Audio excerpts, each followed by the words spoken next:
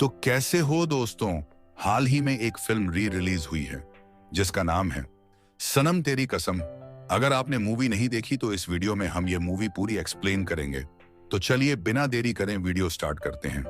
Film की शुरुआत वकील इंदरलाल परिहार स्वाहा हर्षवर्धन राणे से होती है, जो अदालत में एक मामले को जीत चुका है। सभी उसे बधाई देते रहते हैं। इंदर घर लौटता है और एक बोतल उठाकर उसके घर के पीछे एक पेड़ के सामने जाता है। वहां एक कब्र में नाम और दिनांक लिखा होता है। वो उसकी पत्नी का कब्र है। इसके बाद वो अपने पिछले समय के बारे में सोचने लगता है। सरस्वती पार्थसारथी उर्फ सरू मावरा हुसैन एक लाइब्रेरियन पुस्तकालय अध्यक्ष रहती है। उसके रहने और तैयार होने के तरीकों के कारण सभी उसे बदसूरत समझते रहते हैं। उसकी खूबसूरत बहन कावेरी शादी करना चाहती है, लेकिन उसके पिता पहले सरू की शादी कराने की सोचते रहते हैं। कावेरी का प्रेमी उसे 1 महीने का समय देता है और कहता है कि अगर उसने 1 महीने में उससे शादी नहीं की तो वो उसे छोड़कर चले जाएगा। इस कारण दोनों बहनों के बीच तनाव उत्पन्न हो जाता है। इस तरह सरू के ऊपर अपने लिए जल्द से जल्द जीवन साथी ढूंढने का दबाव आ जाता है। सरू के परिवार का वहां काफी इज्जत और सम्मान होता है। वे जिस इमारत में रहते हैं उसे एक सोसाइटी बुलाते हैं और वहां कुछ बुजुर्ग, जिसमें सरू के पिता भी शामिल हैं, देखरेख करते रहते हैं और किसी भी प्रकार की घटिया हरकत बर्दाश्त नहीं करते हैं। एक दिन सरू के पिता और सरू अपने पड़ोस में रहने वाले इंद्र के पास जाते हैं, जो एक अमीर और प्रसिद्ध वकील का बेटा होता है। वो अपनी प्रेमिका रूबी मल्होत्रा श्रद्धा दास के साथ दिखता है, जिससे जयराम को इंद्र के ऊपर गुस्सा आ जाता है। उसी दौरान इंद्र की मुलाकात सरू से होती है। वो उसकी सादगी और खूबसूरती को देखकर उसकी ओर आकर्षित होता है। वहीं सरू के मन में अभिमन्यु शास्त्री ही छाया रहता है, जो अमीर और खूबसूरत है। जब अभिमन्यु को पता चलता है कि सरू उसके ऊपर लट्टू है तो वो इसका फायदा उठाने की कोशिश करता है और उससे अजीब अजीब तरह के काम कराते रहता है। इंद्र कई बार पुस्तकालय आता है और सरू से जेल में बंद रहे एक इंसान के पढ़ने लायक किताब के बारे में पूछता है।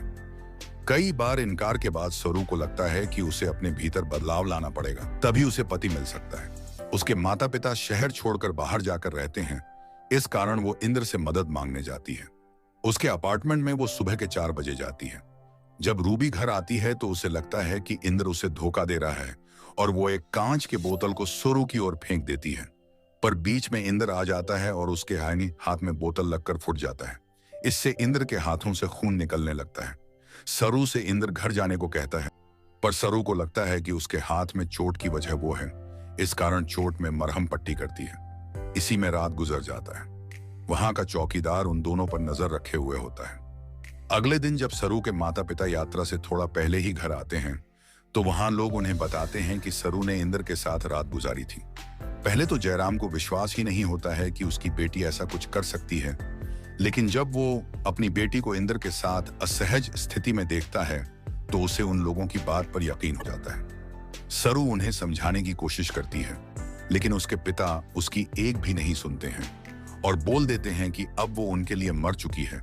वह उसका जीते जी अंतिम संस्कार भी कर देते हैं। सरू अपनी माँ को सारी बात बताती है और उसकी माँ विश्वास भी कर लेती है, लेकिन वो अपने पति से नहीं कह पाती है। सरू को लगता है कि वो अगर किसी अच्छे लड़के से शादी कर लेगी तो उसके पिता उसे वापस स्वीकार कर लेंगे। इंद्र उसके लिए अपार्टमेंट में जगह की तलाश करने में मदद करता है और साथ ही उसके पहनावे आदि बदलने में भी वो उसकी मदद करता है। इसी बीच इंद्र को उससे प्यार भी हो जाता है। पर जब अभिमन्यु सरू से शादी के लिए पूछता है तो इंद्र अपने दिल की बात दिल में ही छुपा लेता है। अभिमन्यु उसे शादी के दिन ही छोड़ देता है, क्योंकि उसके पिता को ऐसी बहू नहीं चाहिए होती है जिसके पिता ही उसे स्वीकार नहीं कर रहे हों। सरू का दिल टूट जाता है। उसे लगने लगता है कि उसके पिता के अस्वीकार करने के बाद अब उसकी शादी नहीं हो सकती है। वो अपने हनीमून स्वीट तक आती है और इंद्र से कहती है कि वो उसे सांत्वना देने के लिए प्यार करे। पहले तो इंद्र इनकार कर देता है, पर बाद में मान जाता है। अगली सुबह वह सरू को वहां नहीं पाता।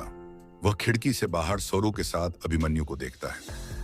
इंद्र को लगता है कि अब वो अभिमन्यु के साथ वापस जा चुकी है और उसका दिल टूट जाता है। जब उसे पता चलता है कि सरू ने अभिमन्यु के अनुरोध को अस्वीकार कर दिया है तो वो उसके फोन से उसे ढूंढता हुआ दूर जंगल जाता है। वो उससे अपने प्यार का इजहार करता है, पर सरू बेहोश हो जाती है। इंद्र उसे अस्पताल ले जाता है। वहां पता चलता है कि उसे एक लाइलाज बीमारी है, इस कारण वो जल्द ही मरने वाली है। ये बात पता चलते ही वो सरू के माता पिता के घर जबरन घुस जाता है और उनसे अपनी बेटी को मरा हुआ न मानने को कहता है। अगले दिन पुलिस उसे जयराम के कहने पर गिरफ्तार कर लेती है। सरू अस्पताल से छूटने के बाद पुस्तकालय चले जाती है। वहां उसे इंद्र के छोड़े हुए कुछ पत्र उसकी पढ़ी हुई किताबों में मिलते हैं, जिससे उसे एहसास होता है कि इंद्र उससे बहुत पहले से प्यार करता था। इंद्र पुलिस स्टेशन से किसी तरह भागकर पुस्तकालय आ जाता है और वे दोनों मिल जाते हैं। सरू उससे शादी करने को कहती है। एक रात सरू कहती है कि उसके मौत के बाद वो चाहती है कि उसे पेड़ के नीचे दफनाया जाए। वो ये भी कहती है कि उसके पिता का दिया हुआ शाप सच साबित हो गया और वो असल में मरने वाली है। इंद्र उससे कहता है कि भगवान कभी शाप को स्वीकार नहीं करते, तो सरू कहती है कि भगवान माता पिता के प्रार्थना को स्वीकार करते हैं। शादी का दिन आ जाता है। सरू के माता पिता अपनी गलती का एहसास होने के बाद उन दोनों की शादी में आ जाते हैं। शादी के बाद सरू बेहोश हो जाती है। अस्पताल में डॉक्टर कहते हैं कि वो मरने वाली है। इंद्र अपने पिता घर जाकर उस पेड़ वाली भूमि को खरीदने का आग्रह करता है जिसके नीचे सरू दफन होना चाहती थी। सरू की मौत इंद्र के हाथों में ही हो जाती है। बाद में दिखाया जाता है कि इंद्र एक सफल वकील बन चुका है और सरू के कब्र के आगे खड़ा है। वो बोलता है कि उसे सफल देखकर वो जरूर खुश हो रही होगी। वो कहता है कि वो उसे याद करता है और शाश्वत सच्चे प्यार का वादा करता है।